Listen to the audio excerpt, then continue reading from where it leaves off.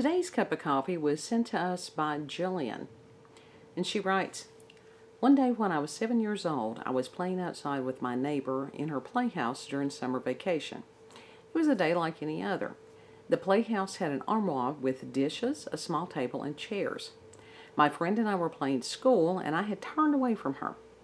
There was a loud, sudden crash, and all the plates and dishes fell to the floor.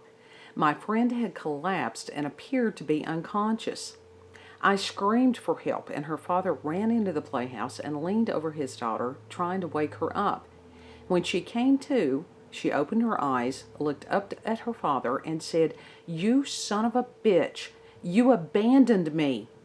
She said this in a grown man's voice, and she sounded angry. I ran home and hid in my room.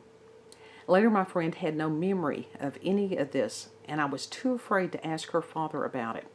Years later, my mother told me that our neighbor, my friend's father, had had a falling out with his father, who later became ill and died in the hospital.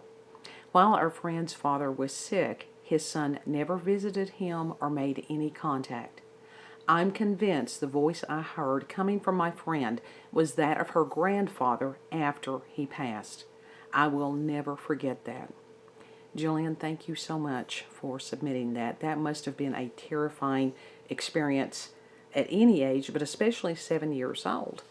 And, even the collapse of your friend and her appearing to pass out and stuff like that, that would have been terrifying.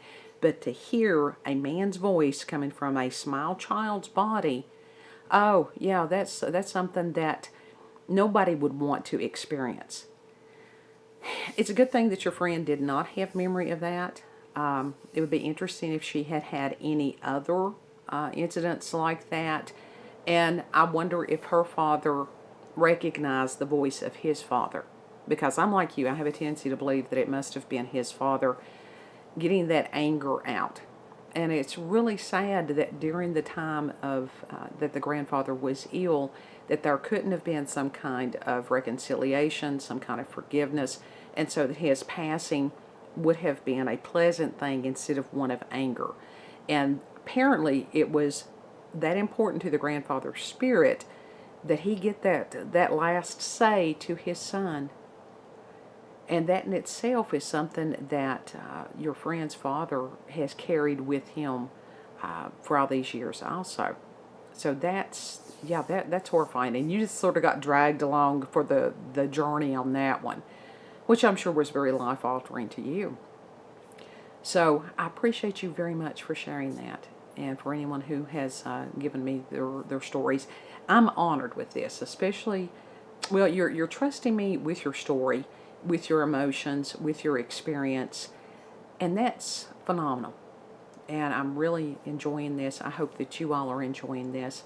If you have submissions, please send those to cupofcoffeewithscream at gmail.com. And also, I want to say, it doesn't have to be a spooky something. The supernatural and the paranormal can include good things too, such as, sightings of angels, interactions with God, with spirit, different things like that. I've seen demons and I've seen angels also. And we'll get to that later on. But Jillian, once again, thank you so much. And you all have a beautiful, blessed day.